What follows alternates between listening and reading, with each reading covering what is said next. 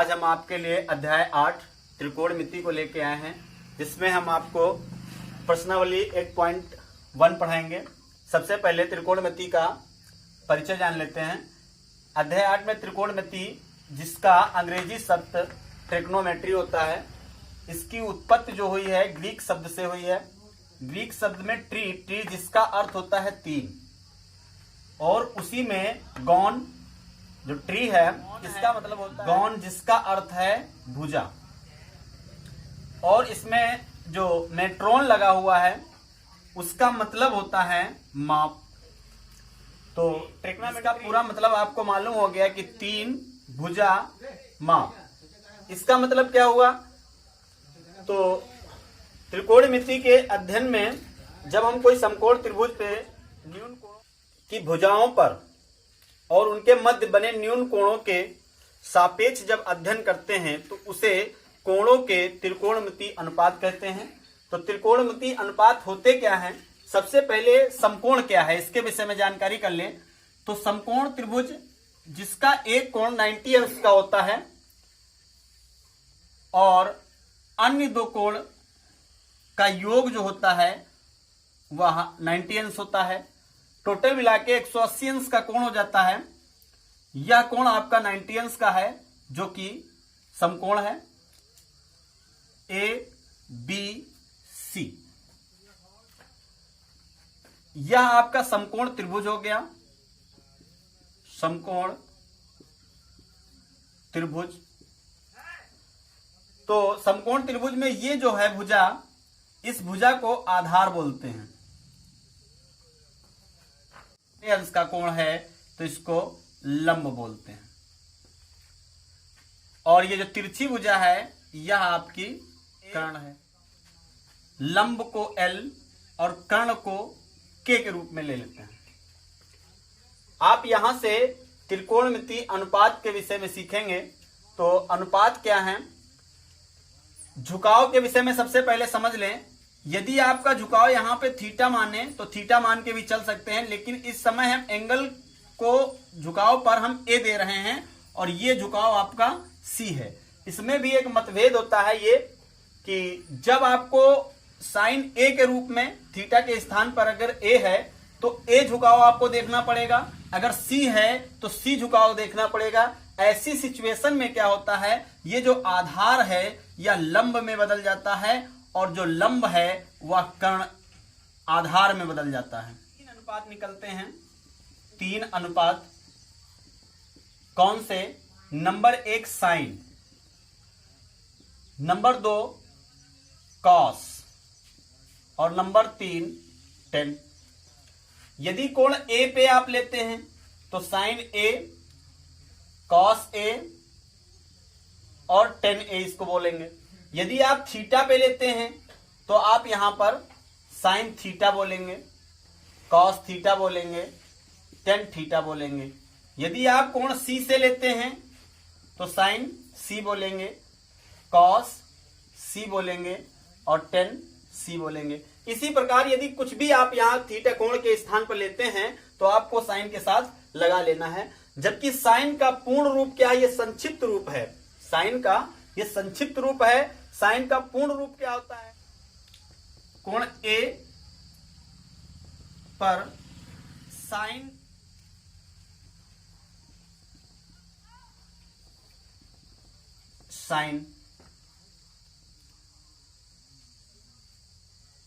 कोस का विस्तृत रूप साइन और टेन का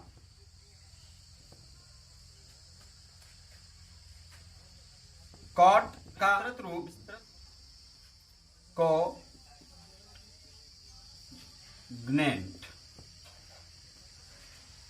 कोसेक का विस्तृत रूप कोसकेंट और सेक का विस्तृत रूप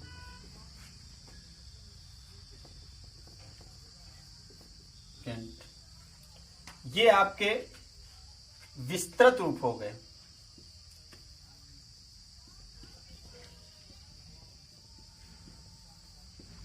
और ये आपके संक्षिप्त रूप हो गए।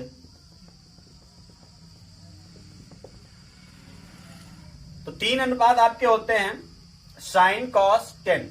यदि कोण ए से लेते हैं तो आपका साइन ए कॉस ए और टेन ए हो जाता है। यदि थीटा से लेते हैं थीटा लगा लेंगे, सी से लेना है तो सी लगा लेंगे। तो ए पर अगर हम आपको संक्षिप्त रूप जो साइन है, साइन का विस्तृत रूप हमने बताया, साइन होता है कॉस का कोसाइन होता है और टेन का टेंजेंट होता है, कॉट का कोटेंट होता है और कोसेक का कोसेंट होता है और सेक का सेकेंट होता है। इन्हीं के अनुपात में साइन का उल्टा जो होता है वह कॉसेक होता है और कॉस का उल्टा जो होता है वह सेक होता है और टेन का जो होता है वह कॉट होता है। कि किस तरीके से आप अनुपात में रखेंगे, तो इनके अनुपातों को किस तरीके से सीखेंगे, तो इसके लिए आपके पास एक छोटा सा, तो वो क्या होता है, जैसे कि लाल बटे कक्का, आप इसको लाल बटे कक्का कह सकते हैं, जहां पर आपको 3 अनुपात सिर्फ याद होने चाहिए। पहला होना चाहिए साइन और दूसरा आपको कॉस और तीसरा आपको टेन। इस तरीके से आपको रख लेना है। एल बटे के ऊपर आपको साइन रख लेना है और कॉस ए बटे के ऊपर और टेन एल बटे ए के ऊपर। जैसा कि हमने आपको बताया, एल फार लंब लेंगे, ए फार आधार हो जाएगा और के फार आपका कर्ण हो जाएगा। उसी तरीके से साइन का कॉसेक कर लेंगे, कॉसेक, और कॉस का सेक कर लेंगे और टेन का कॉट कर लेंगे। अब आपको अनुपात ज्ञात करने का सबसे सरल तरीका यह मिला कि अगर आपको साइन का अनुपात लिखना है और कोण ए में आपको लेके चलना है के कोण ए के रूप में, तो आप साइन ए इक्वल टू बोल सकते हैं लंब बटे कर्ण। लंब क्या है इस वक्त, बीसी है और कर्ण क्या है, एसी है। तो आप इसको इस तरीके से भी लिख सकते हैं, एल बटे के रूप में भी लिख सकते हैं और लंब बटे कर्ण भी कह सकते हैं।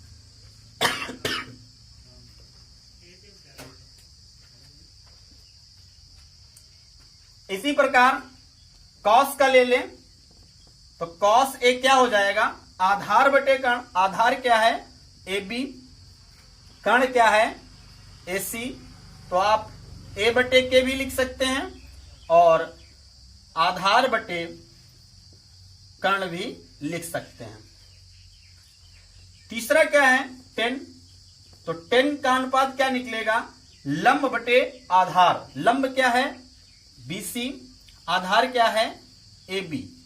इनमें से कुछ भी आप लिख सकते हैं। तो बीसी क्या है, बीसी यानी लंब, एल, ए बी क्या है, आधार। इसी तरीके से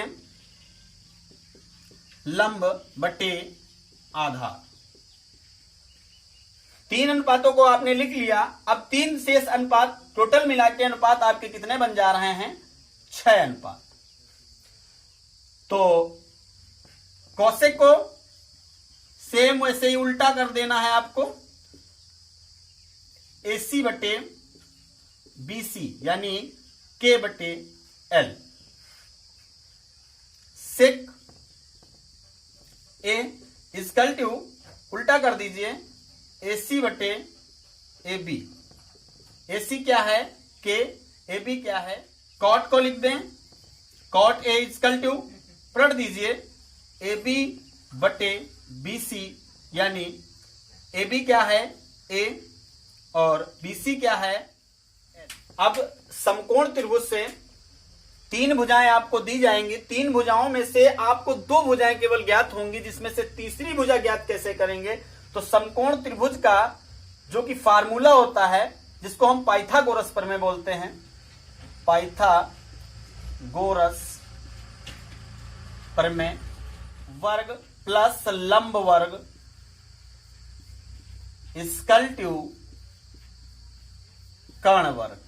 आधार क्या है, ए बी स्क्वायर भी कर सकते हैं, लंब क्या है, बी सी स्क्वायर भी लिख सकते हैं, कर्ण क्या है, ए सी स्क्वायर लिख सकते हैं। इसका मतलब क्या होता है, समकोण त्रिभुज का यह फार्मूला आपको क्या बताता है कि समकोण त्रिभुज की दो भुजाओं के वर्गों का योग, समकोण त्रिभुज की दो भुजाओं के वर्गों का योग तीसरी भुजा जो कि कर्ण के वर्ग के बराबर होता है। अब हम इससे अनुपात किस तरीके से निकालेंगे, जैसा कि एक एग्जांपल के द्वारा आपको हम बताते हैं। यदि साइन ए इक्वल टू 4/5 हो तो शेष अनुपात ज्ञात कीजिए। शेष अनुपात ज्ञात कीजिए। तो साइन ए क्या है, लाल बटे कक्का से आपने सीखा। तो साइन ए कोण से लंब बटे कर्ण होता है। तो सबसे पहले एक समकोण त्रिभुज को आप बना लेंगे और इस पे कोण आपको क्या दिखाया जा रहा है, ए, तो ए बी सी कर लेंगे। लंब क्या है, यह आपका लंब हो गया।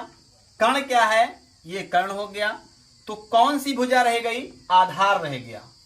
आधार को कैसे निकालेंगे, तो अभी हमने जस्ट आपको बताया कि पाइथागोरस प्रमेय का यूज करके आप तीसरी भुजा को सबसे पहले ज्ञात कर लें, जिससे कि आपको अनुपात ज्ञात करने में बहुत ही आसानी मिल जाएगी।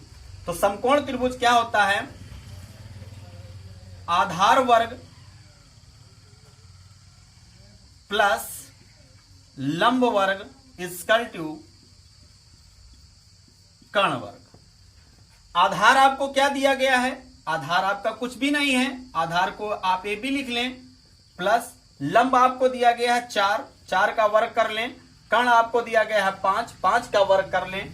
तो ए बी स्क्वायर प्लस 4 का वर्ग 4 चक्कू 16, चूंकि 4 इंटू 4 इक्वल टू 16, 5 का वर्ग उसी तरीके से 5 25। तो A B square equal to संख्या का पक्षांतर करके माइनस में ले आए। A B square equal to आपका कितना हो जाएगा 9। वर्ग को हटा के आप ए बी भुजा को निकाल लें, अंडर रूट चढ़ा दें और अंडर रूट 9 का वर्ग मूल जो होता है आपका कितना बन जाएगा, 3 बन जाएगा। तो आपका जो आधार है वह 3 आपको प्राप्त हो गया। आपके पास शेष अनुपात पूछ रहा है, साइन को दे दिया गया है, तो आपके पास शेष अनुपात 5 रह गए। तो 5 अनुपातों को कैसे निकालेंगे, तो पहला आपका अनुपात साइन के बाद क्या रह जाएगा, कॉस। तो कॉस क्या होता है, आधार बटे क्या होता है, कर्ण होता है। तो आधार क्या है इस वक्त 3 है, कर्ण क्या है 5। यह आपका एक आंसर हो गया। कॉस के बाद आपका 10 रह गया। तो 10 क्या होता है, आप लाल बटे कक्का को आप याद रखें, जिससे कि आपको अनुपात ज्ञात करने में आसानी मिल जाएगी। ये आपका साइन है, ये कॉस है और ये 10 है, और ये आपका कॉसेक है, ये सेक है और ये कॉट है। तो 10 का कैसे लिख लेंगे, एल बटे ए यानी लंब बटे आधार। लंब आपका क्या है 4 है, आधार क्या है 3। साइन का उल्टा कॉसेक, कॉसेक क्या है साइन का उल्टा। तो साइन के मान को पलट दीजिए, क्या हो जाएगा कर्ण बटे लंब। कर्ण क्या है 5 और लंब आपका क्या है 4। यही आपका मान पलट गया। अनुपात नंबर 4 सेक, ये किसका उल्टा है कॉस का। तो कॉस के मान को पलट दीजिए, के बटे ए इक्वल टू कर्ण कितना है 5, ए क्या है आधार 3। यह आपका आंसर हो गया। अनुपात नंबर 5 जो कि 10 का उल्टा कॉट। तो कॉट का क्या होता है आधार बटे लंब। आधार आपको कितना दिया गया है 3 और लंब आपको कितना दिया गया है 4। इस तरीके से आप एग्जाम्पल नंबर 2 के माध्यम से आप क्या सीखेंगे कि आधार कब लंब बन जाता है और लंब कब आधार हो जाता है। तो जैसा कि एक सवाल आपको दिया गया है, एग्जाम्पल नंबर में दे रहा हूं, कॉस ए इक्वल टू आपको दिया गया 5/13। तो ज्ञात कीजिए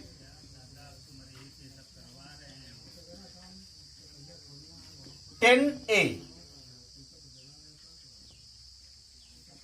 cot A sin C cos C। तो ए से आपको tan A और cot A मान ज्ञात करने के लिए बताएगा, किंतु sin C और cos C कैसे ज्ञात करना है तो कुछ भी नहीं आपको ध्यान रखना, सिर्फ इतना ध्यान रखना है कि सबसे पहले आप समकोण त्रिभुज का निर्माण कर लें।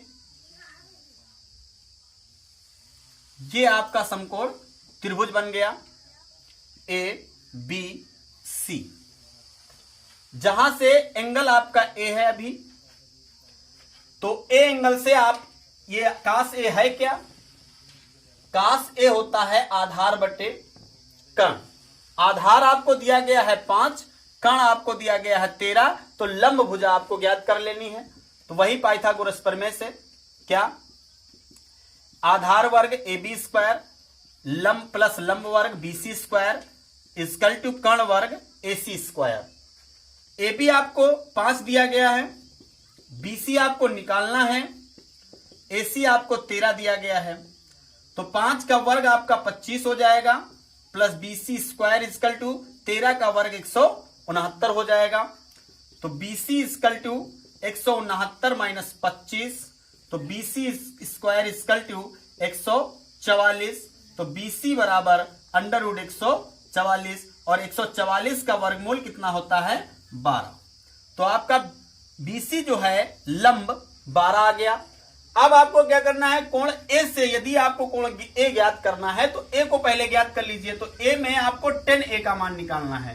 तो tan ए क्या होता है, लाल बटे कक्का में चले जाइए, क्या हो जाएगा L बटे ए।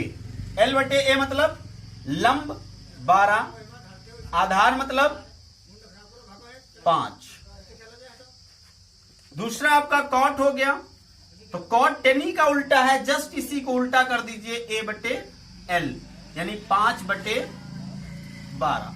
यह आपका आंसर होगा। अब आपको साइन सी निकालना है, तो साइन सी यानी अब आपको एंगल जो है कोण सी से देखना है। सी का जो सम्मुख भुजा रहेगी, अब यह आधार आपका क्या हो जाएगा, लंब हो जाएगा, और ये आपका आधार हो जाएगा। यानी अब इस वक्त ये आधार बनेगा और ये लंब हो जाएगा। बस यही आपको करना है, आधार को लंब बना देना है, लंब को आधार बना देना है, जब आपको एंगल सी से देखना हो। तो साइन सी इक्वल टू लंब बटे कर्ण। तो लंब क्या है और कर्ण क्या है, कर्ण कभी नहीं बदलेगा। आधार बटे कर्ण, आधार क्या हो गया इस वक्त 12, कर्ण आपका 13। इस तरीके से आपने दोनों एग्जाम्पल से अनुपात को निकालना सीखा। प्रश्नावली 8.1 के लिए त्रिकोणमिति की प्रश्नावली 8.1 आप पार्ट नंबर 2 में देखेंगे।